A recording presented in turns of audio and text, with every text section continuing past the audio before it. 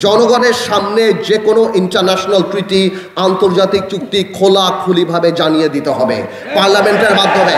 জনগণ জানতে চায় জনগণ কি দিল, জনগণ জানতে চায় জনগণ কি পেল। বাংলাদেশ স্বাধীন বাংলাদেশ, সার্বভৌম দেশ।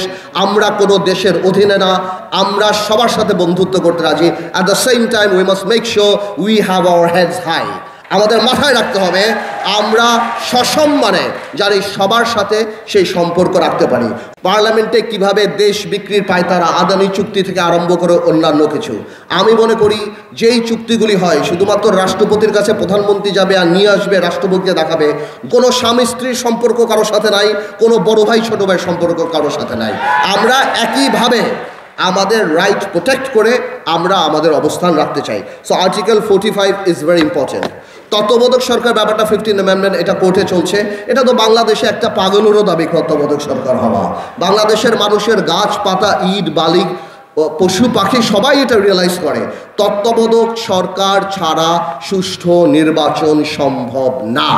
তত্ত্বাবধায়ক সরকারের দাবি গত 17 বছর ধরে করে আসছি, পার্লামেন্টও করেছি, এখনও বলছি ভোটাধিকার প্রতিষ্ঠা করতে হলে তত্ত্বাবধায়ক সরকার থাকতে হবে। কারণ ক্ষমতায় গেলে আমরা কেমন পাগলা ঘোড়া হয়ে যাই, আমাদের অহংকারে মাটিতে পা পড়ে না, আমরা এলোমেলো কথা বলি, রেসিপি থেকে আরম্ভ করে এমন কিছু নাই আমরা দেই না, আমরা সব কিছু বুঝে যাই। তো আমি মনে করি আমাদের তত্ত্বাবধায়ক সরকারটা সংবিধানে অবশ্যই ফিরে নেওয়া উচিত। আর্টিকেল 70 নিয়ে আপনারা জানেন, if you are nominated from a certain political party, কোনো রাজনৈতিক দল হইতে নমিনেশন পাইবার পরে যদি উহার বিরুদ্ধে ভোট দেন, সেটা আর্টিকেল 70 ফ্লোর ক্রসিংয়ের ব্যাপারটা। এর মধ্যে ভালো খারাপ অনেক কিছুই আছে, বিকজ বাংলাদেশে কিন্তু এমপি বিক্রির একটা প্রবণতাও আমরা দেখেছি। স্পেশালি এরশাদ সাহেবের সময় আনোয়ার হোসেন মঞ্জুর এমপিগুলি লাঙ্গল নিয়ে যখন যুদ্ধ হয়, সেই সময় কিন্তু আমরা এই জিনিসগুলো দেখেছি।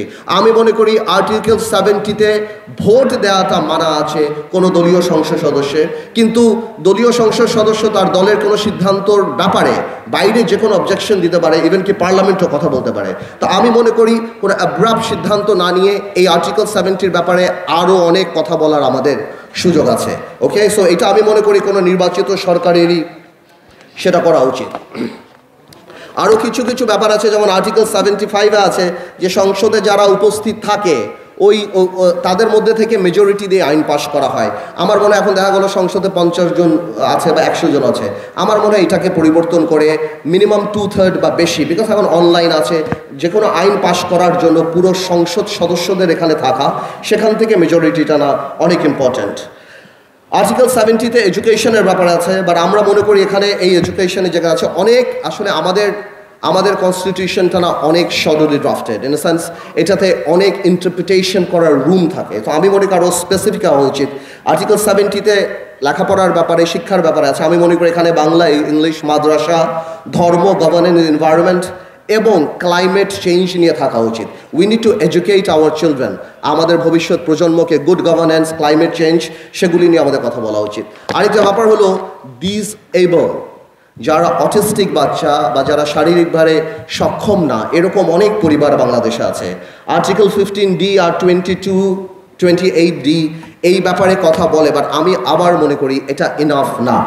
যারা এখানে অটিস্টিক বাচ্চারা যারা আছেন বা যারা স্পেশাল কেয়ার প্রয়োজন, আমি মনে করি ওনাদেরকে রিহ্যাবিলিট করার জন্য সংবিধানে আরও ভালো, আরও স্পেসিফিক্যালি কিছু জিনিস থাকা দরকার।